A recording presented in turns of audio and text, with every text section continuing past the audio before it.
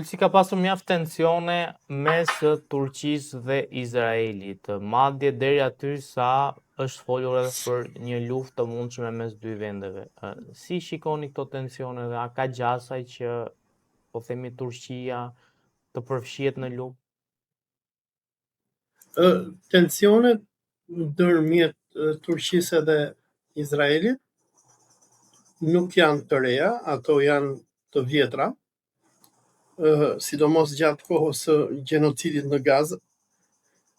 Ne kemi patur presidentin Erdogan dhe politikën turke që u lërinin kundër krimeve që bënte Izraeli, por ekuacionet e pushtetit ndryshuan në dhjetor të vitit 2024, kur Turqia në bashkëpunim me CIA dhe Rusin rrëzuan nga pushteti presidentin Bashar al-Assad.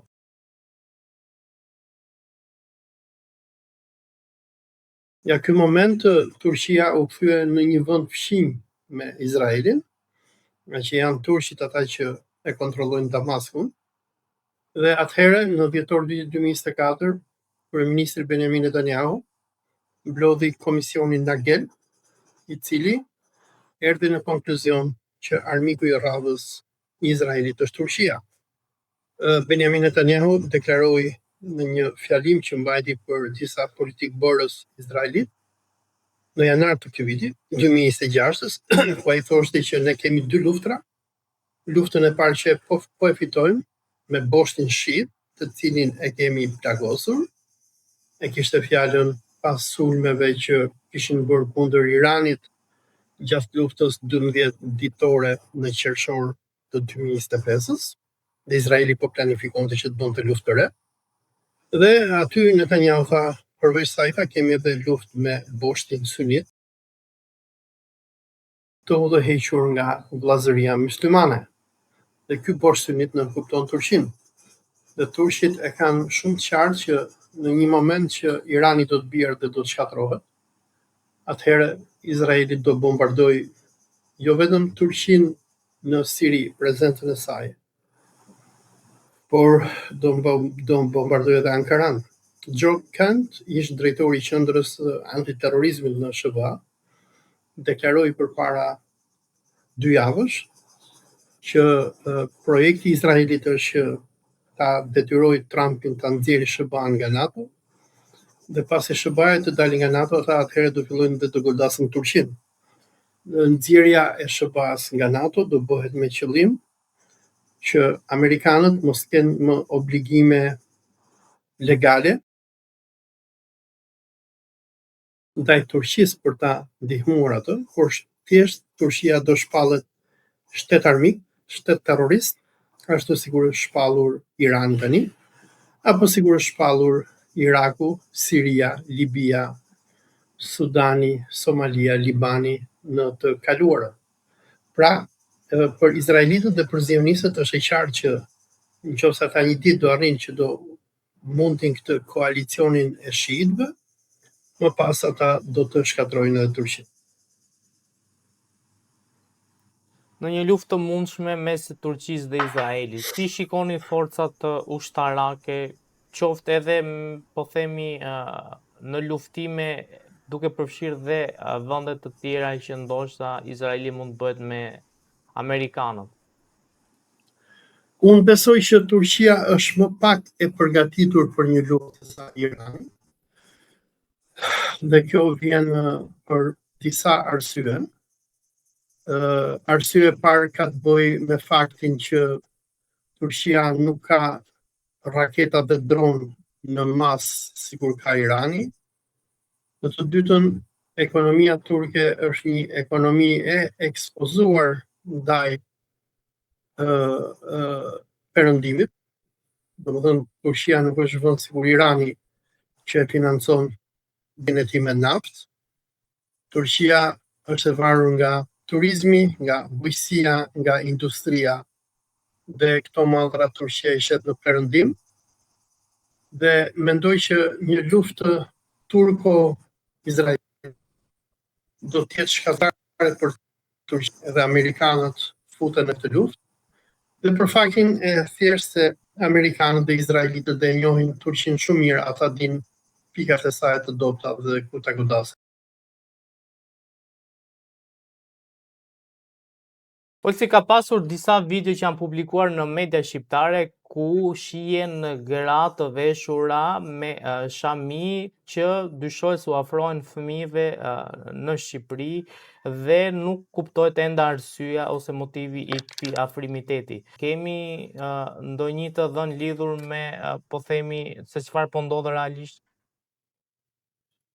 Video që unë kam parë në për rrjetet sociale tregon që ajo femra që ka dalë domethënë që kërkon që të dëgjon se çfarë do të bëjë me fëmijët. Ata janë mujahedinët që Shqipëria strehon që nga viti 2016 dhe që rrinë në kampin e Manzës. Në video ne po shohim një nga komandantet e mujahedinëve, se duhet dim që mujahedinët kur lëvizin në Shqipëri, lëvizin në mënyrë paraushtarake. Ata domethënë nuk janë si neve. Domethënë kur të shikoni në për Shqipëri mujahedin, do shikoni gjithmonë 3 veta edhe më shumë. Pse 3 veta? Nga që për shembull jemi ne të tre, jam unë, ti dhe dikush tjetër, jemi mujahedin, dhe unë për shembull kam një hall, dua të ikim në spital.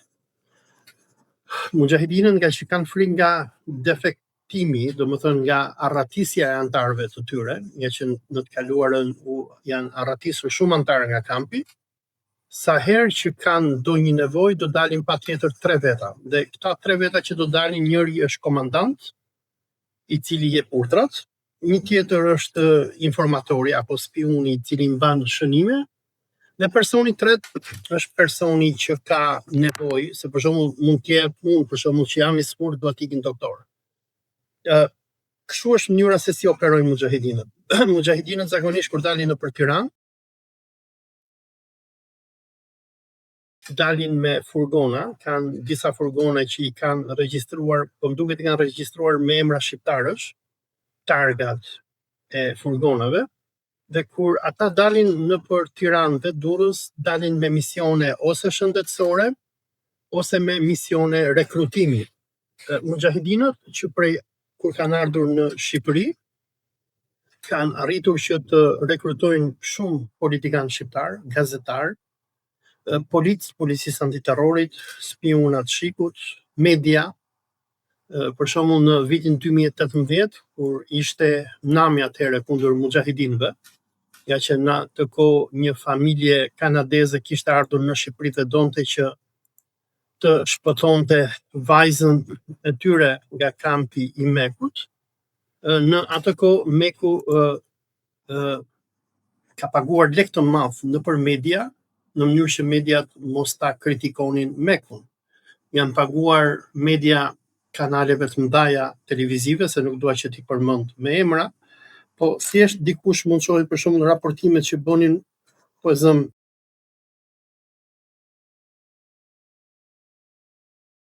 gazeta Shqiptarja, apo Klani, apo Top Channeli në 2018 dhe raportimet që bëjnë sot. Raportimet negative për Mekun kanë rënë shumë, raportimet negative për Iranin janë ngritur shumë, dhe kjo vjen si pasojë e pagesave që bën Meku. Nga që qëllimi i mujahedinëve në Shqipëri është që të manipuloj opinionin publik shqiptar, ta kthejnë atë kundër Iranit, pro-Izraelit dhe kundër Palestinës. Tani nga viti që kemi parë neve, ka 2 mundësi. Njëra që aludohet që ato ndoshta janë munduar të rrëmbej fëmijë, që unë nuk besoj që është, por tjetra është rekrutimi i fëmijëve. Nga që mujahedinët, sidomos në për fshatrat për rreth Manzës, kanë arritur që të rekrutojnë shumë fshatar, por edhe fëmijë të vegjël që të mbështesin kauzën e tyre. Kur deri në vitin 2022, nëse s'jam gabim, kur Rama i kishte dhënë leje Mekut që të bënin çfarë të donin, ata e mbushnin kampin e tyre në Manës me gazetar, me politikan, me fshatar, njerëzit paguheshin që shkonin aty, shkonin në kampin e tyre dhe bërhorisnin kundër Iranit dhe kundër Islamit. Kemi patur njerëz që nga Panteli Majko, Fatmir Mediu, Grida Duma, Edmond Spaho, edhe Ilir Meta ka shkuar aty zaten, të cilët shkonin në kampin e Mekut dhe kur shkonin në kampin e Mekut, në shkëmbim ose të favoreve politike, ose të paras, ose të kërcënimit, deklaroheshin kundër Iranit dhe Islamit. Video që po qarkullon nëpër media tregon që aktiviteti rekrutues i mujahidinëve ka nisur përsëri. Unë nuk dyshoj që mujahidinët do të guxonin që të rrëmbenin ndonjë fëmijë shqiptar, po ndoshta ajo ka qenë pjesë e përpjekjes së tyre për të rekrutuar fëmijë të vegjël, ata rekrutojnë njerëz, japin para, që të mbështesin aktivitetet e tyre, protesta kundër Iranit, pro-Izraelit, kundër Islamit, etj. Dhe mujahidinët tani që ka nisur lufta kundër Iranit, nëse keni parë nëpër shumë media në Shqipëri, ka patur shumë persona që kanë shkuar nëpër kanalet medjave duke sharë Iranin dhe duke bërë edhe shpifje për Iranin, dhe shumë nga këta persona janë njerëz që paguhen nga mujahidinët. Mujahidinët kanë ndërtuar agjenturën e tyre në Shqipëri dhe kështu është se si ata operojnë për të manipuluar opinionin publik shqiptar. Por kjo video e fundit i ka trembur mujahidinët, nëse do shikoni me vëmendje, shumë nga këta që njihen si gazetar të Shikut apo antiterrorit, kanë filluar dalin nëpër media dhe luajnë apologjetin e Mekut, thonë po jo këta janë njerëz të mirë, jo mos i shani, jo çfarë bëni kështu. Biles portali Gjeta është qef, i cili ishte i pari që e bëri publike këtë video. Kjo video u botua më duket nga një print që ishte shqetësuar, po me sa diun e mori portali Gjeta shef, dhe ata tani janë duke i bë presione këtij portali, biles ka patur edhe aludime sikur ka dizinformacion, sikur është Irani që po e bën këtë fushat etj. Po jo, kjo është fytyra e vërtetë e Mekut. Domethënë kjo është që Meku bën, por shumica e shqiptarëve nuk arrin që ta kuptoj aktivitetin e tyre rekrutues, shantazues dhe disinformues në Shqipëri. Situata në lindjen e mesme duket se nuk po ka qetësi edhe pas po themi thirrjeve për një marrëveshje paqeje, edhe pse Donald Trump theksoi se do ketë një takim në Islamabad, një raund të dytë bisedimesh, Irani ka vendosur që të mos ndodhë një gjë e tillë. Të paktën deri tani. Për të folur se çfarë po ndodh realisht në linjën e mesme dhe si duket situata aty, kam të ftuar në një lidhje direkte Olsi Yazexhin, historian. Olsi, faleminderit shumë për intervistën. Faleminderit për ftesën. Olsi, si po shkon lufta e para, lufta në paqe, se për momentin nuk ka luftime, po a do kemi një raund të dytë bisedimesh dhe ku ka ngecur po themi dakordësia për të pasur një raund të dytë bisedimesh? Me shumë probabilitet nuk do kemi raund të dytë bisedimesh.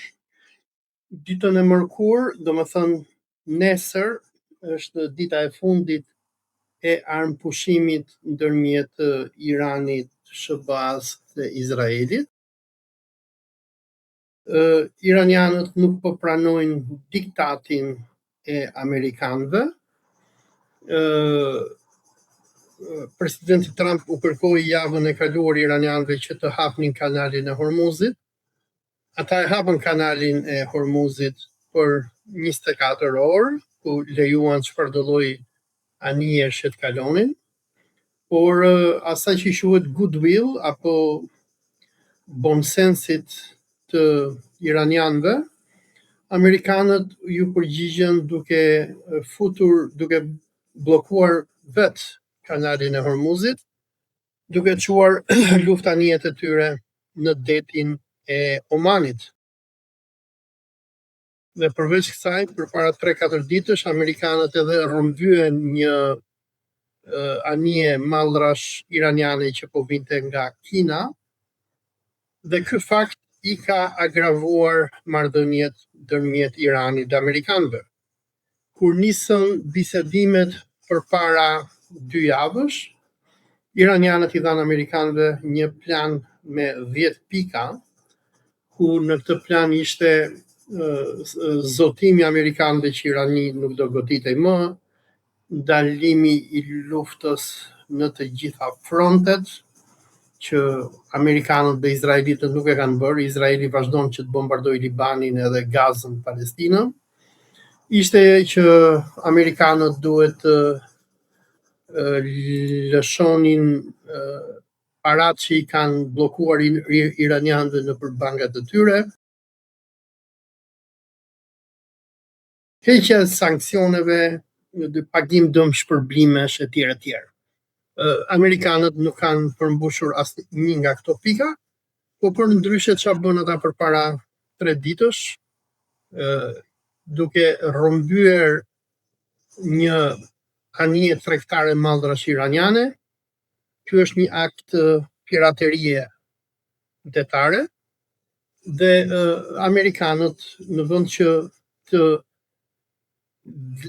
ulnin tensionet i kanë përshkallëzuar ato edhe më tej, dhe nga pala iraniane në këto momente thuhet që ata nuk do të marrin pjesë në bisedimet e Islamabadit që presupozohej të mbaheshin sot.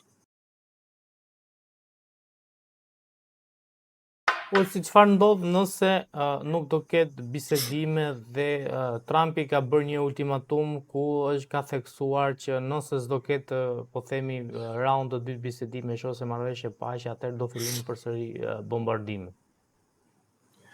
Iranianët janë të gatshëm për rifillimin e luftës. Iranianët thonë që pikë pari nuk ishim ne që kërkuam armpushim.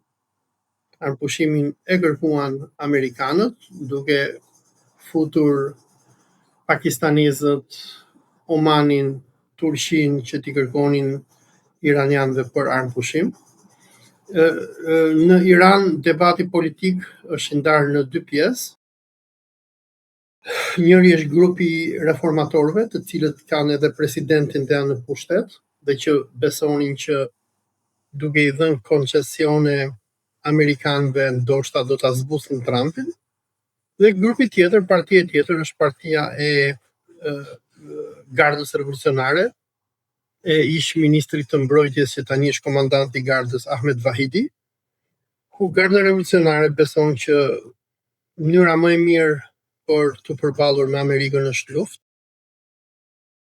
Nga që iranianët kanë parë si në rastin e luftës në Afganistan apo edhe luftra të tjera, amerikanët tërhiqen vetëm kur shohin që nuk e mundin dot kundërshtarin e tyre.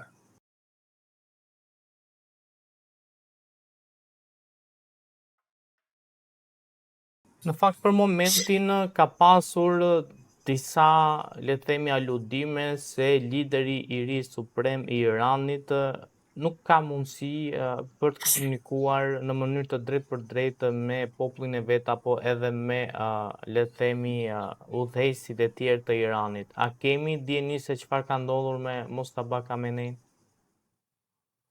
Nëpër media perëndimore ka lloj-lloj thashëthemesh që hidhen për Iranin, sikur thonin amerikanët gjatë 40 ditëve luftë që ne kemi shkatruar flotën e Iranit, kemi shkatruar aviacionin e Iranit, kemi shkatruar ushtrinë e Iranit, por iranianët i kanë treguar gjithmonë që gjitha këto thashëtheme nuk qëndrojnë.